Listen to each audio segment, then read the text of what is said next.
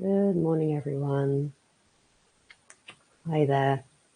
Welcome back. Welcome back. If you were here yesterday, welcome back.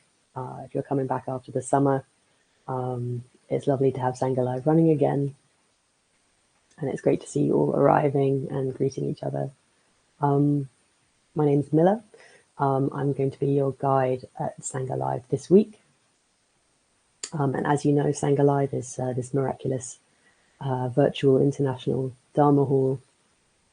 And it runs on the support and the generosity of many people, and that includes dana and donations from people attending. If you're able to share so that this wonderful platform can keep going and that people like me can keep teaching and sharing the Dharma, that is fabulous. So I'm based in East London in the UK, and I've been practicing Buddhist meditation and the Dharma since about 2005. And I have roots in the Insight tradition, modern Theravada, and also Plum Village. And most of my work in my day-to-day life is with people who are trying to shift systems away from injustice and towards more justice, away from harm and towards less harm. Sometimes I think of this as justice and joy, or justice, well-being, and liberation. And so I think and work around these intersections between Dharma practice and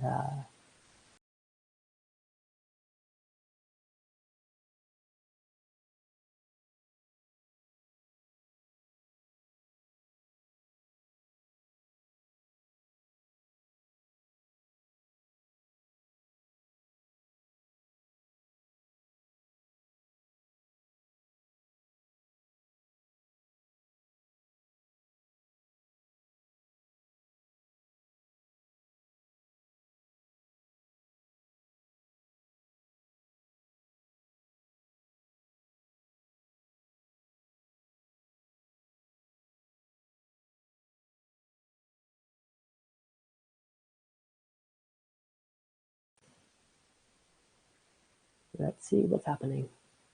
I think I'm back. Could you give me a thumbs up or a hello? I hear you, Milla. Okay, lovely.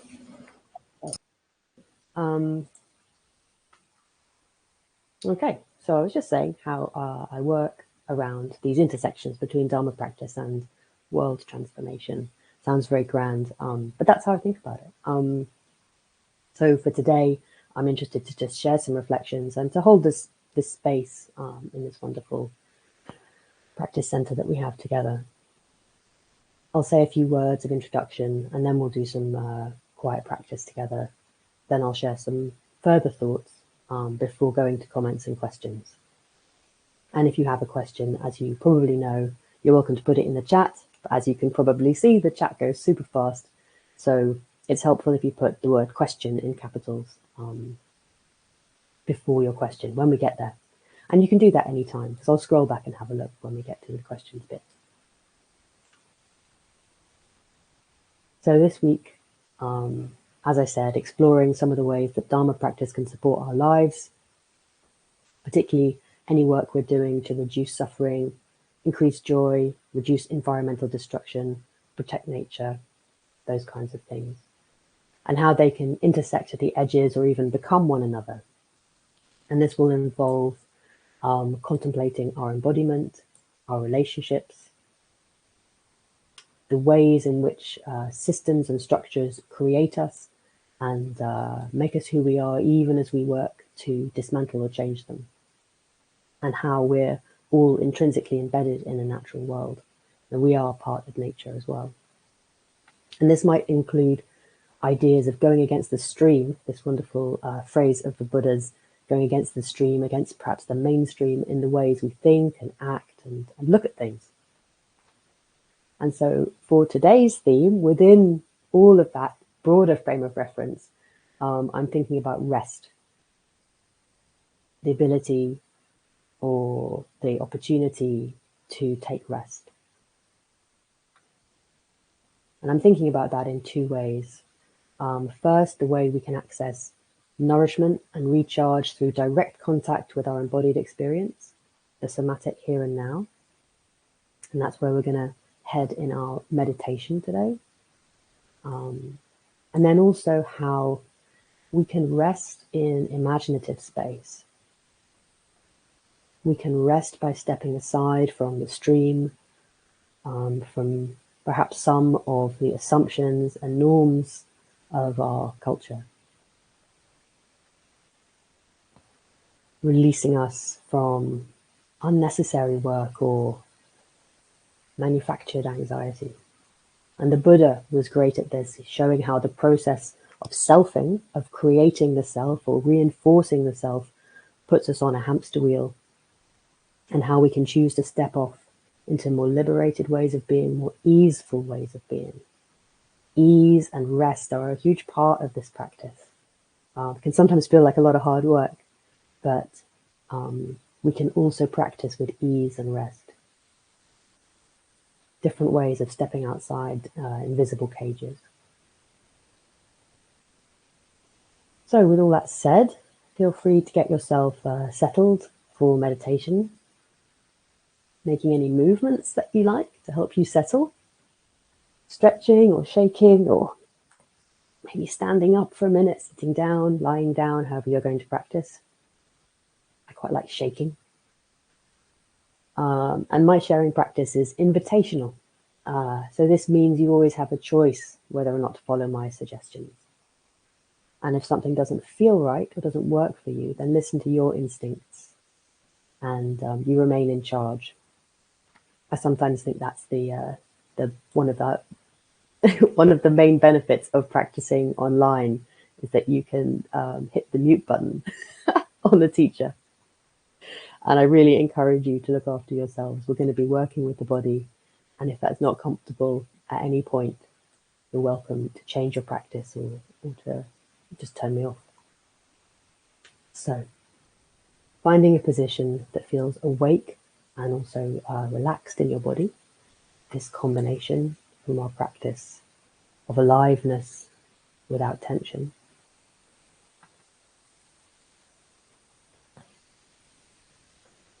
I'm going to ring the bell to mark the start and the end of this period of practice, and I'll guide a fair amount today, but I will also leave some open space. I plan to share a poem towards the end, and then I'll ring the bell again.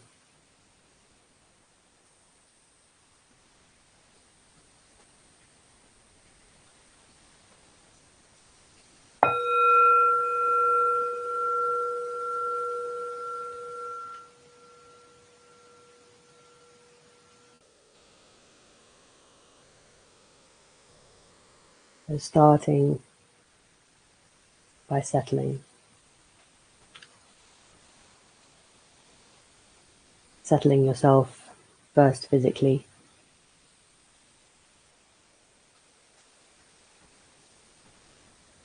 finding a way to be that is both awake and relaxed.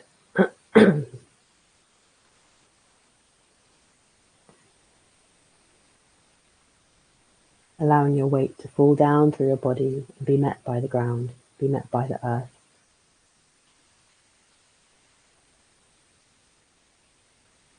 One way to invite this experience or this state of wakeful relaxation can be to take what I call a settling breath. On the in-breath, feeling your spine lengthen. On the out-breath, feeling your front soften. So lengthening up your spine. And then as you breathe out, allowing your throat, your face, your belly to release a little bit, as much as is good for you.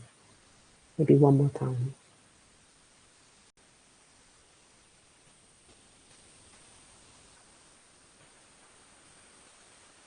This settling breath can be a path or a bridge back to practice if during meditation you find yourself distracted.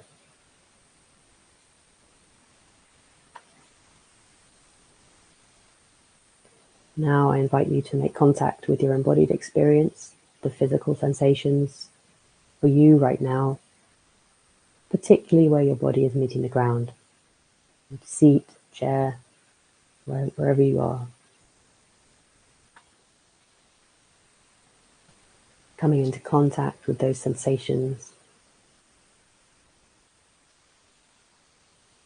where gravity is causing an encounter between you and the earth.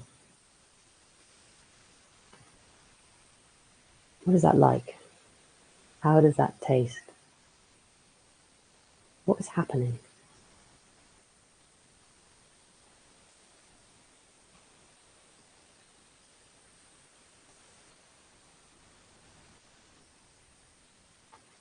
These are questions designed for contemplation rather than for answers.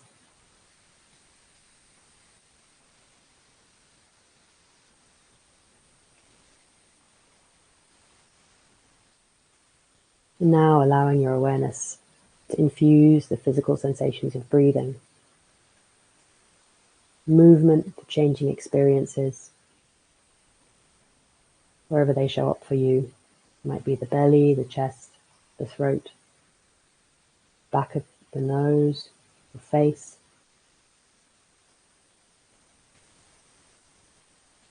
Noticing where these sensations show up for you in a way that feels accessible, and then resting with them for a few minutes.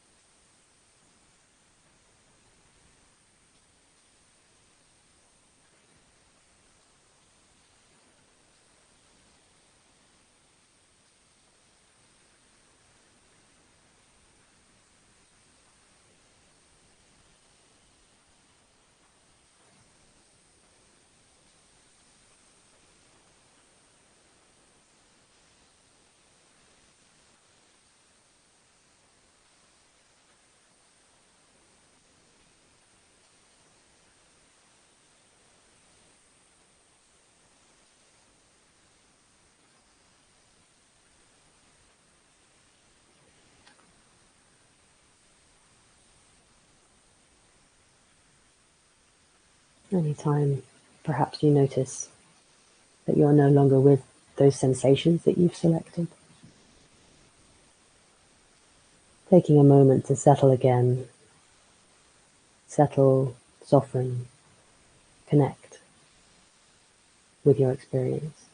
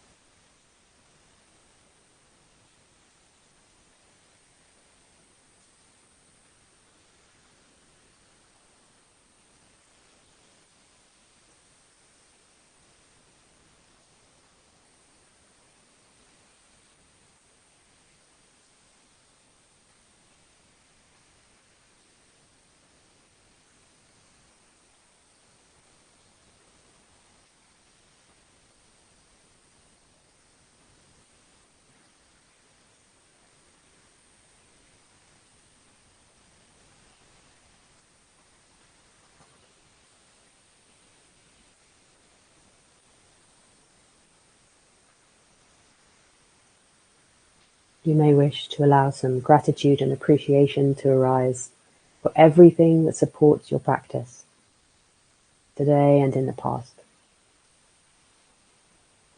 This includes those who have developed insight, like the Buddha, and who then use these insights to support the liberation and well-being of others, like our own teachers and their teachers,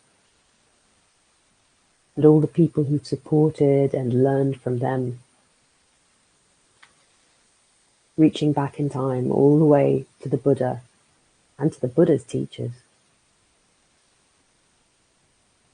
and also across the whole world. All of those networks of support also reaching across time and space, including all those teachers, known and unknown, whose words did not get written down and who didn't become famous.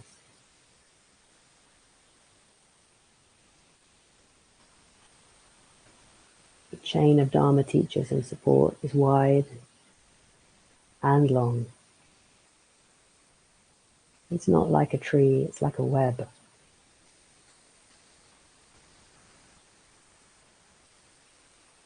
Thank you to all sincere practitioners, teachers and supporters of liberation, joy and justice, including everyone here today and including you.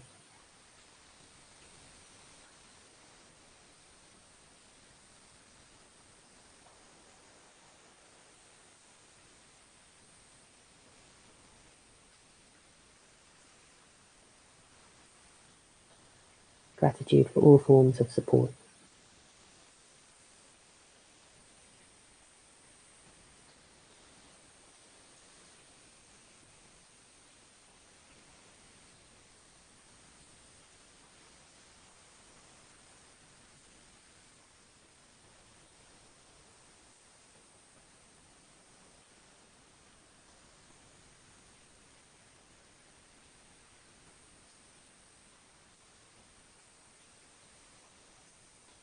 I invite you now to start a slow body scan.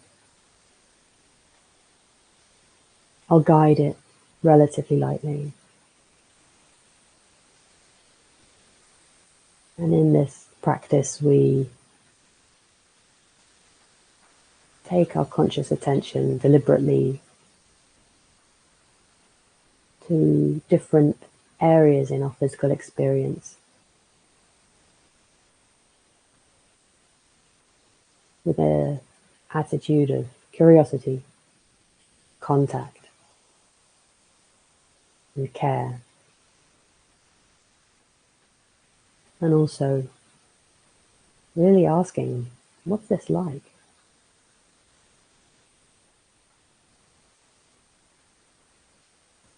Starting with your left foot.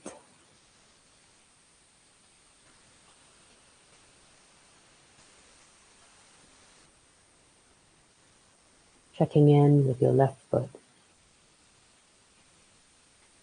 How are things with your left foot? What is happening?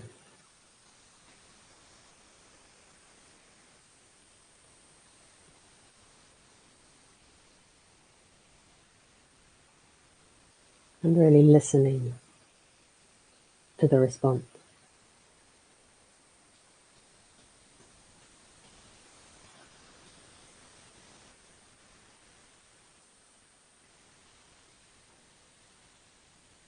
And then your left ankle.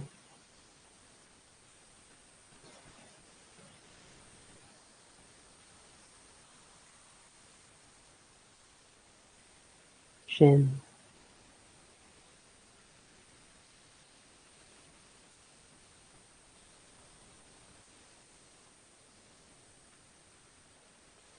Calf muscle.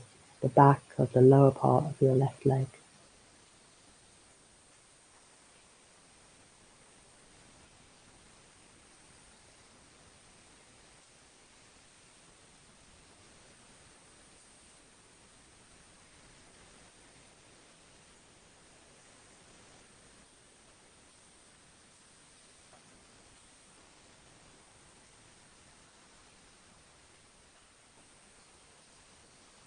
your knee,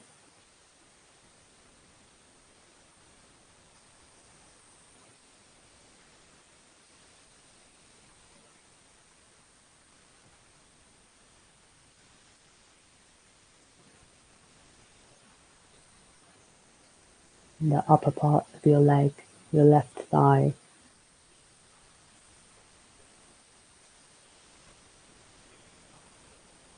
the surface, also inside, those great big muscles,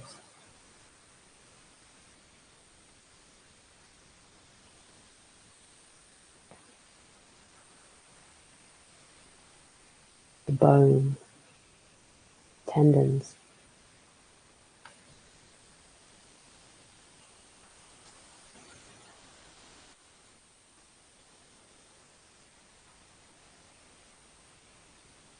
What's it like, the taste of aliveness in that part of your body right now?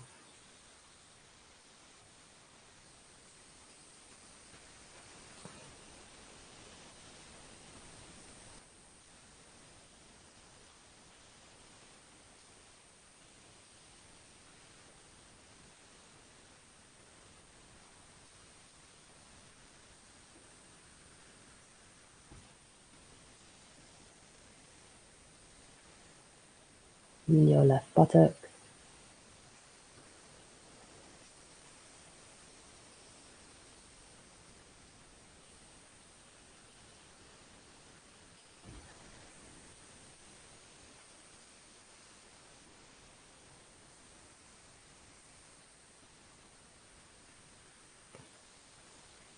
and the whole pelvis area, pelvis and groin, checking in.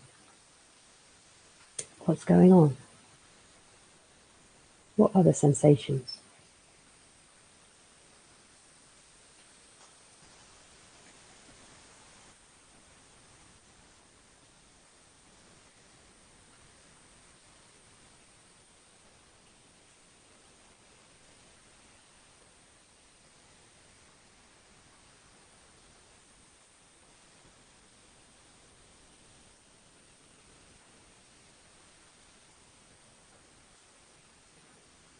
Allowing your conscious experience, your consciousness to infuse your experience, and your experience to infuse your consciousness.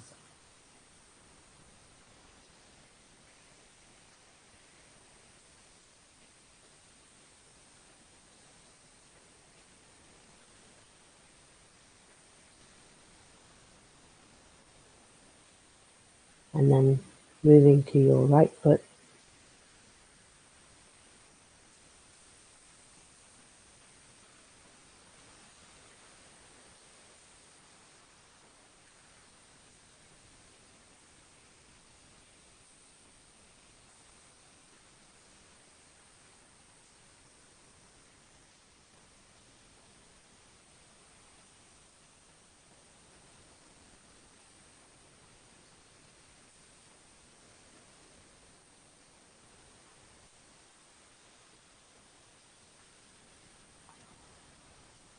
right ankle,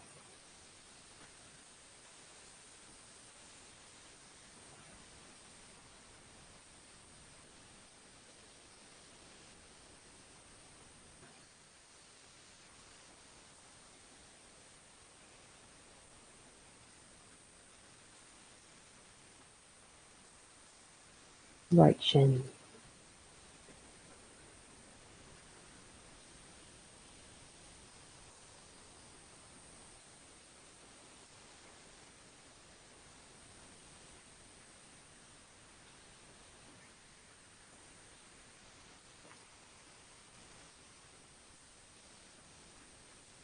noticing what's really happening. Freshness, curiosity, as if you just found out you had a right shin. What is this? What is happening?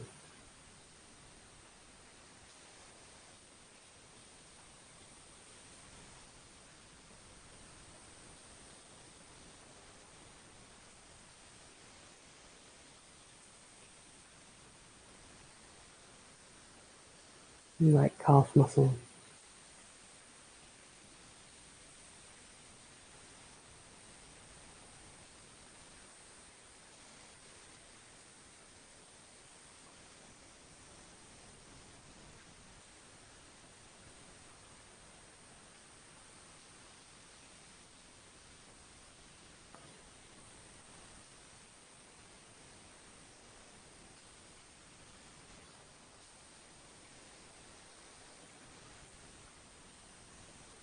and your knee.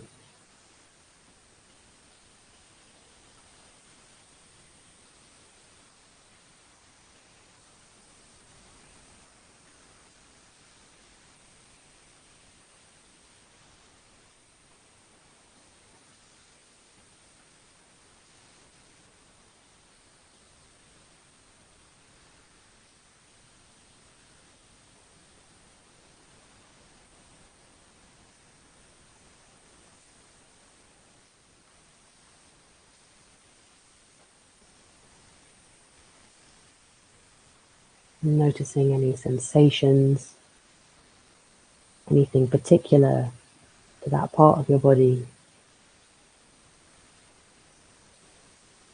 or any moods or emotions particular to that part of your body.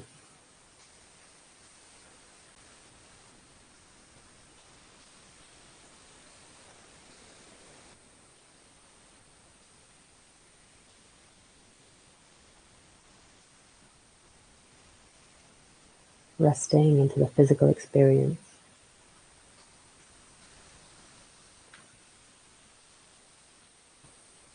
letting it fill your awareness.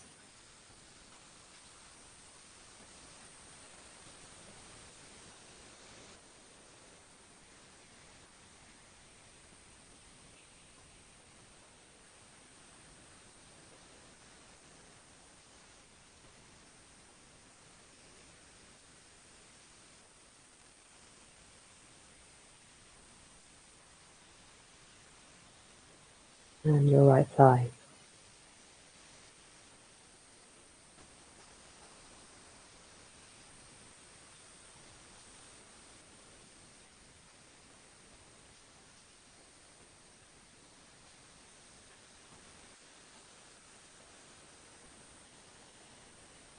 Noticing also perhaps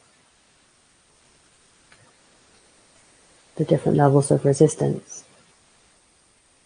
or distraction.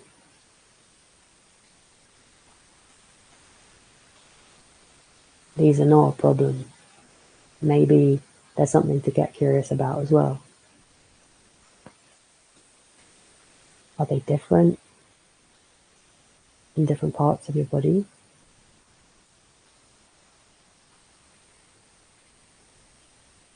Are they different as time goes on?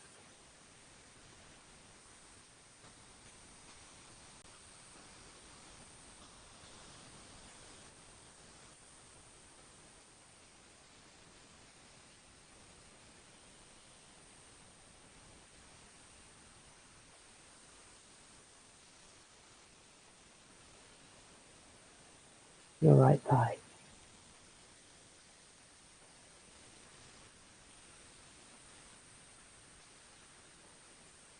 and your right buttock.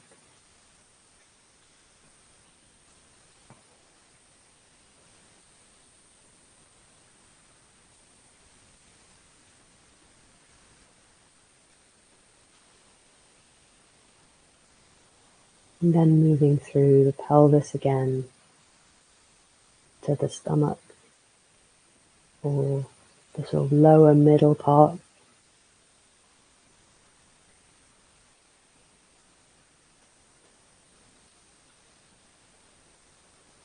Inside and outside, and through to the back, your lower spine.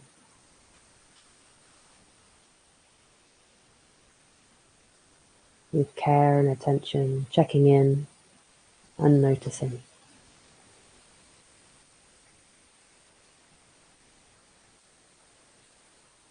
Witnessing.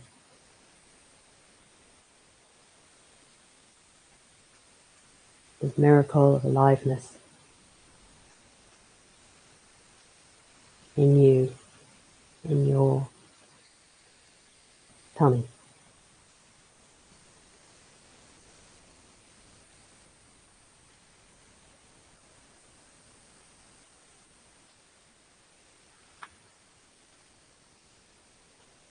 And slowly rising up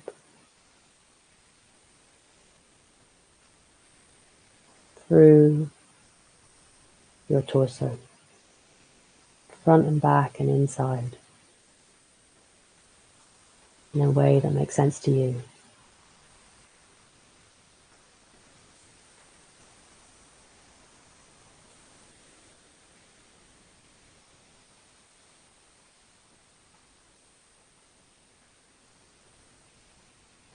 Into your lungs,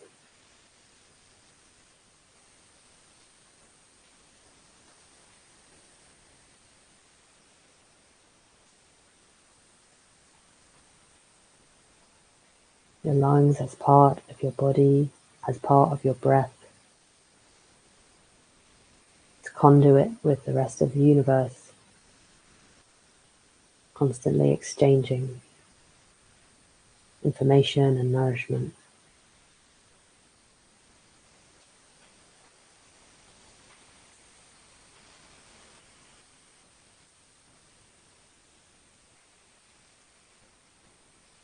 And to your left shoulder, shoulder blade, top of the shoulder, front,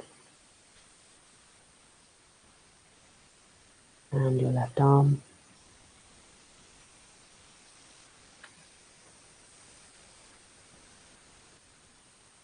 Moving down your left arm, your left elbow,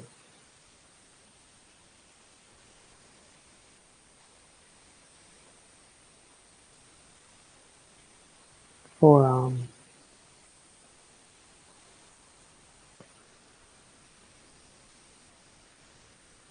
your wrist,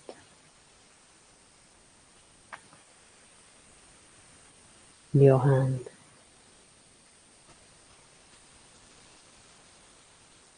How will you travel around your hand?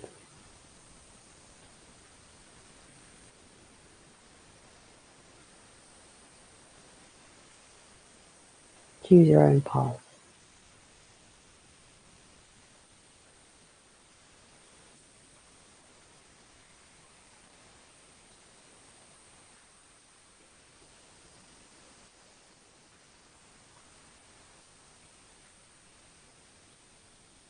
And then leaping across to your right hand, the same.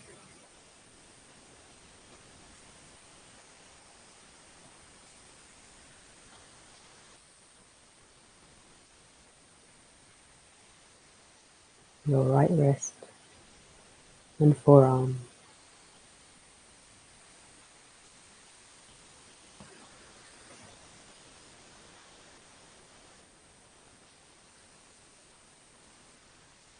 And elbow,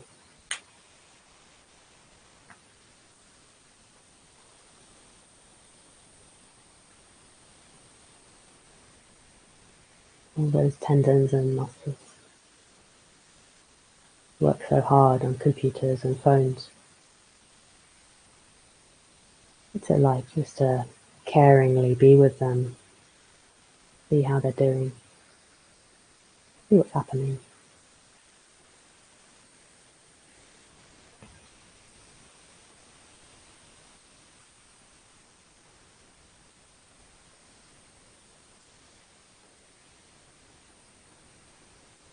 and then the upper part of your right arm,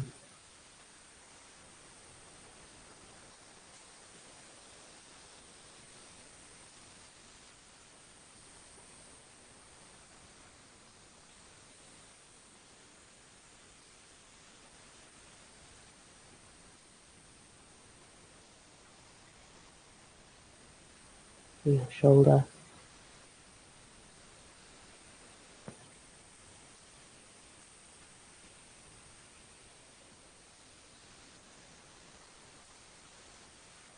your neck, back of the neck, inside the neck,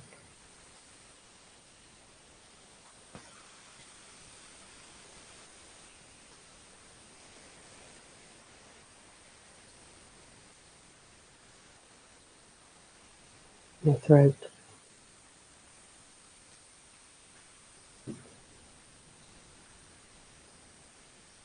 and your face.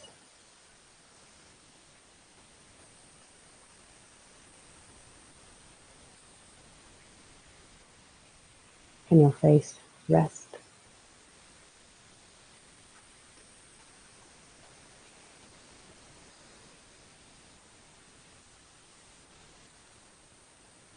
How about your brain?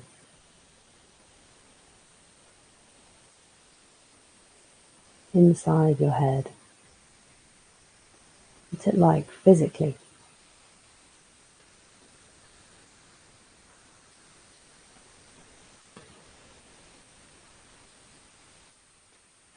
What are the sensations as you breathe, as you rest?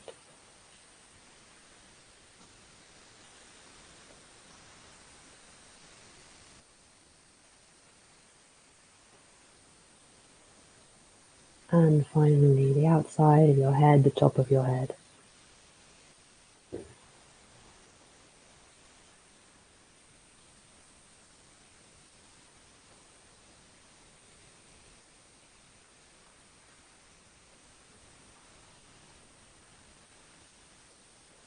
And now broadening your awareness to your whole body at once. And it's spread differently. Instead of stage by stage, part by part, can it be all at once?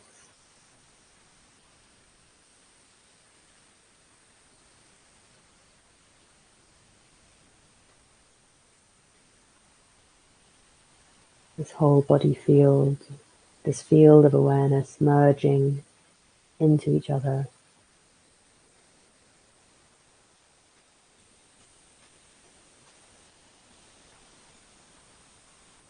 And broadening out into the space around you.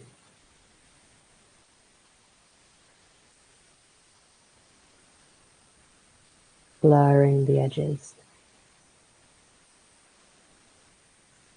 Expanding the sense.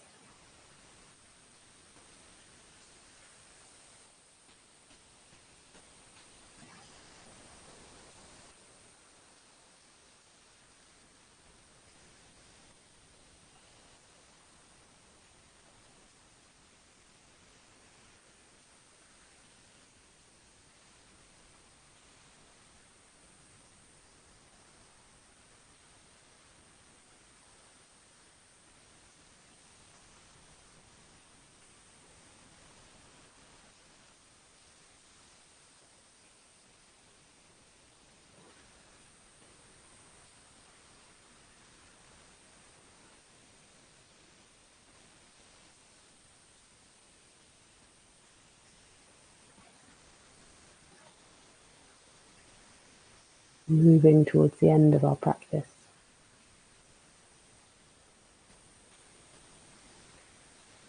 Perhaps noticing what might feel differently now.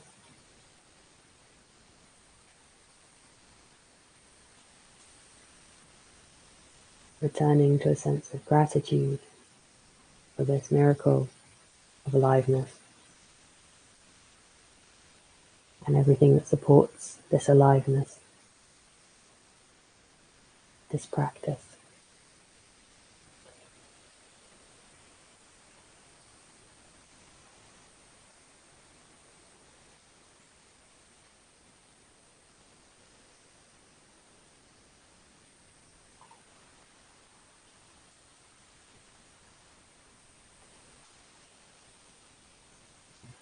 And as we come to a close, I'll read a poem. This is from Diane de Prima's Revolutionary Letters. And she writes, "There is no way out of the spiritual battle. There is no way you can avoid taking sides. There is no way you can not have a poetics. No matter what you do, plumber, baker, teacher, you do it in the consciousness of making or not making your world, you have a poetics. You step into the world like a suit of ready-made clothes. or you etch in light, your firmament spills into the shape of your room, the shape of the poem, your body, of your loves. A woman's life, a man's life is an allegory. Dig it. There is no way out of the spiritual battle. The war is the war against the imagination, and you can't sign up as a conscientious objector. The war of the worlds hangs here right now in the balance. It is a war for this world, to keep it a veil of soul-making. The taste in all our mouths is the taste of our power, and it is bitter as death. Bring yourself home to yourself. Enter the garden. The guy at the gate with the flaming sword is yourself. The war is the war for the human imagination, and no one can fight it but you, and no one can fight it for you. The imagination is not only holy, it is precise. It is not only fierce, it is practical. Men die every day for lack of it. It is vast and elegant.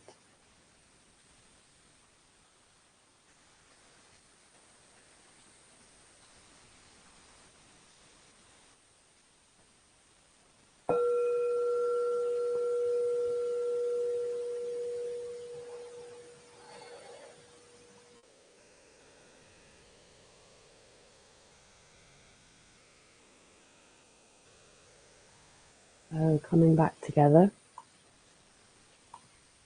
I have a few thoughts to share with you. And I'm also interested in your thoughts on what I share, your comments and questions. So feel free to start putting them in whenever you like, and I'll come to them when I've shared a little bit of my thinking. And also, of course, feel free to make movements, stand up, to stretch, anything you like. We come back together. So I'd like to speak a little bit about imagination, this idea of resting, as I said at the beginning, maybe in two different ways. Resting into the physical experience, like in a slow body scan, and also resting into space that we can open up for ourselves with the imagination. And I see Dharma practice as doing this in a really meaningful way, like poetry does. And maybe that's why people read so many poems in Dharma centers. But anyway, in this poem that I read, I like the way Diane de Prima mentions the guy with the flaming sword at the gate of the garden, which is yourself.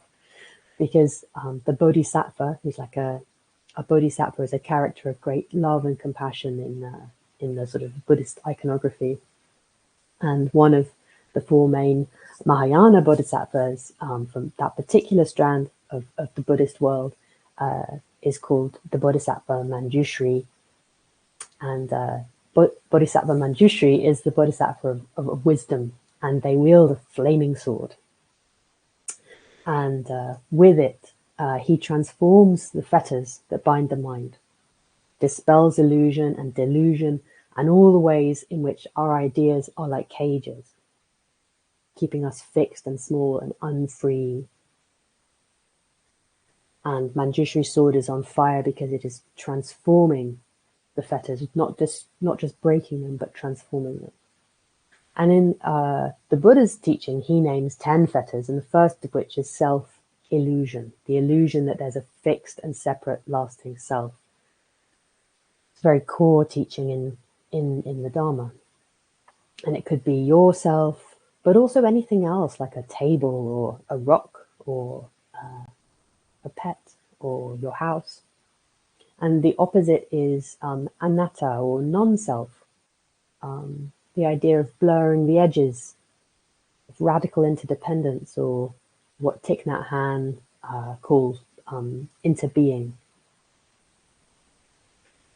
So in Buddhism, this belief in a fixed and unchanging separate self is considered one of the main sources of suffering. And the Dharma shows us how we can notice this and also step off that particular hamster wheel. And I think it also applies to individualism.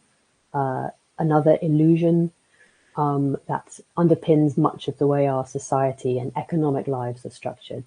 The so-called rational actor, the independent economic unit, the person who must produce and work and earn, and who is busy and who is independent. And in our culture, in the culture of the global north, the individualism's close sister is productivism, the notion that we must not only be independent and separate, but also efficient and productive. The idea of grind culture, of having side hustles, of monetizing and marketing all aspects of your life.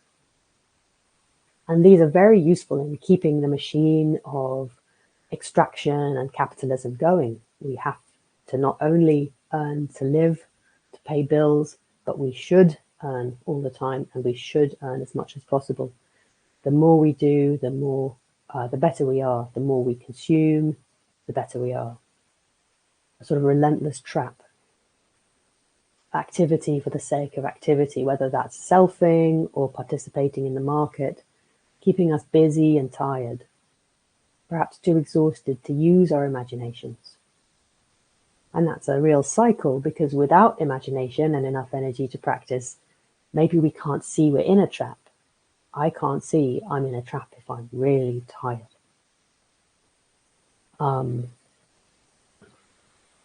You may have come across the metaphor of a fish in water meets another fish swimming along, and that fish says, "Hey, how's the water?" And the first fish says, "What's water?" We don't know we're in it. It's like an atmosphere. And in Buddhist teaching, this atmosphere is the atmosphere of the self. It's so close to us, we can't see that it's actually a cage. We find it hard to think outside it, because in a way we think with it and in it. We are the fish in the water of selfing, craving, aversion, and delusion. And Mark Fisher is an interesting writer who talks about capitalist realism. It's a similar thing, but with the notion of capitalism, that it's like an atmosphere that surrounds us. And in naming it, maybe he gives us some mental space, some critical distance. And I think that this can be a tremendous refuge from the mental and moral strain that the pressure of productivity, constant productivity as an ethic, can place on people. This can give us a kind of constant background noise of anxiety, which is in itself exhausting, the anxiety of feeling that you always should be doing. So in naming individualism, in naming capitalist realism, in naming selfing, it's almost like we have permission to step outside, even if just for a moment, to get some critical distance. Understand maybe what I thought was natural might be entirely constructed. And maybe it's not the best thing for my well-being or the well-being of other people on the planet. And this is one of those ways where I think practice can really support us in our lives.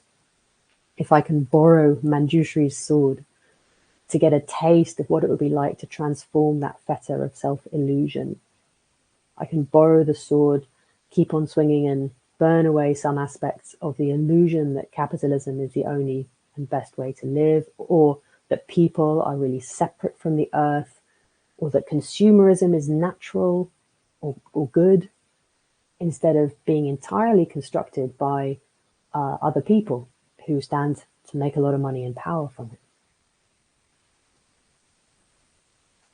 And I'll finish my thoughts here and move to questions with a quote from David Graeber, who's an anthropologist who was a core part of the Occupy movement.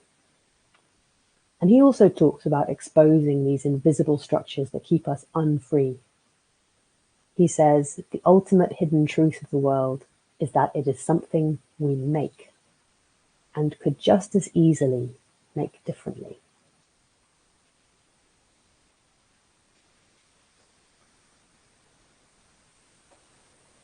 So an interesting question might be, If you got the chance to borrow Manjushri's sword, what would you do with it?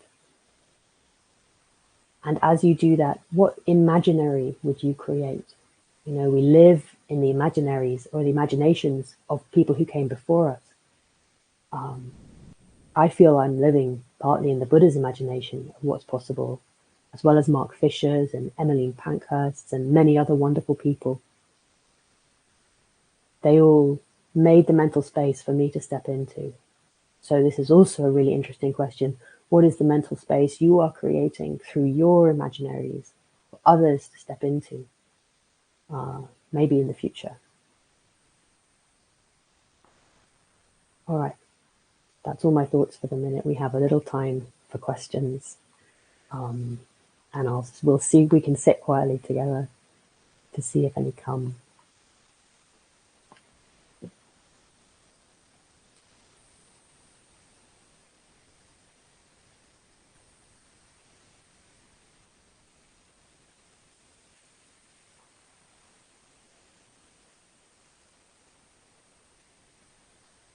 So there's a question about the poem. That's great. Let me go grab the author title for you and put it in the chat.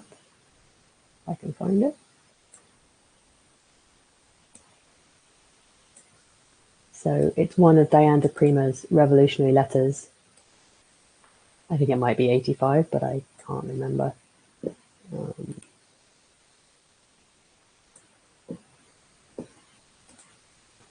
You can find them quite easily. There we go.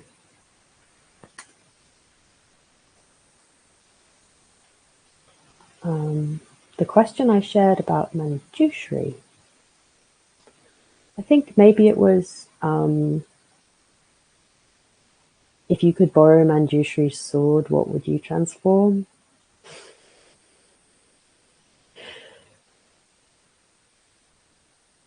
And then I'm going to, thank you, B, I see your question. I'm just also going to look up to see if there are any like earlier ones that I somehow missed. Doesn't look like it. If I have missed it, please just repost because of how long the chat is.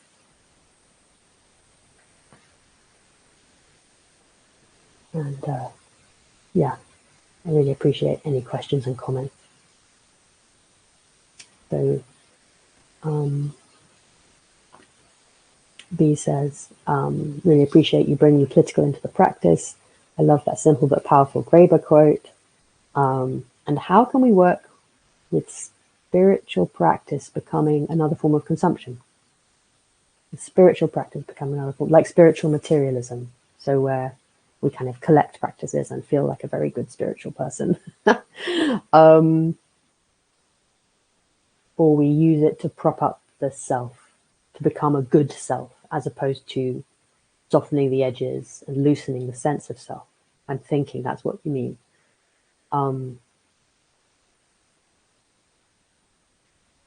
I think the answer's in the question, in that it's through awareness that this is a trap, through awareness that this is something that people do, that this is something that maybe I do, that you do, without wanting to accuse anybody, and to notice and keep that question alive. Am I doing this to like burnish my sense of self and become terribly good? Or am I using this with a sincere goal of liberation?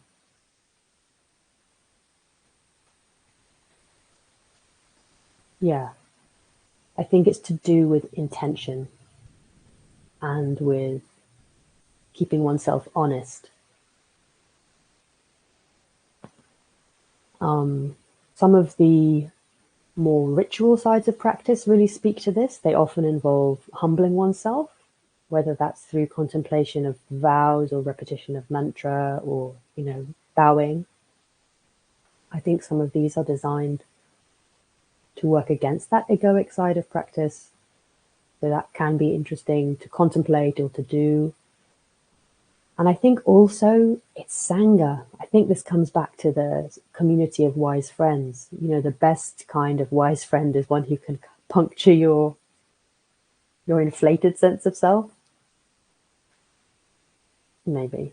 Friends who can tease you.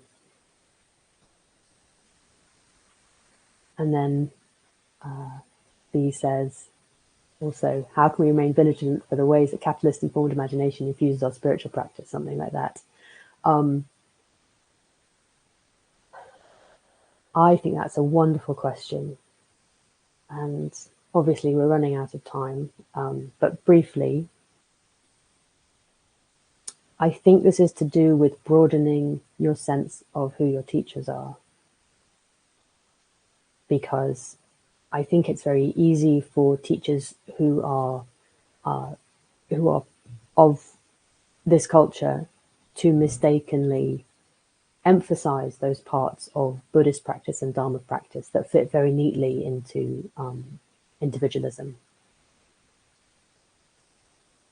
and who maybe, are not alive to these risks, as alive to these risks. And so to explore other teachers who are not from the same culture, I think is one really good way of doing it.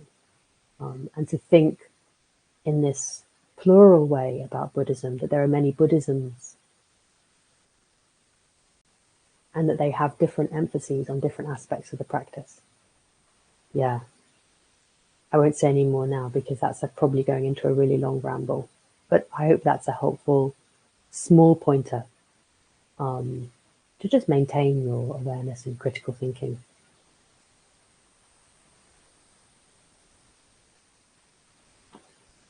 Okay, one more question. Natalie says, I've been looking for a Manjushri print as the symbolism of this Bodhisattva really resonates. Do you have any recommendations? Nope. Sorry, I'm not at all a person to ask about that. I don't really know. Google image search, start with that. But yeah, others may well know. I know there's lots of modern artists working with Buddhist iconography. I know that exists. That might be interesting. Or for a more traditional one, Martin's probably a good person to ask. He absolutely loves these kinds of prints and iconography. Beyond that, I don't know. I'm sorry. Manjushri has been supporting you to work more courageously with meeting, sitting, and transforming. Amazing. That's beautiful, Natalie. Thank you. Okay. So we're pretty much at the time. Thank you very much for your practice and your attention, and the sincerity of your inquiries. Feel free to share Dana with the platform. And I think that's it. I look forward to seeing you perhaps tomorrow or some other point in the week. And I wish you a wonderful day.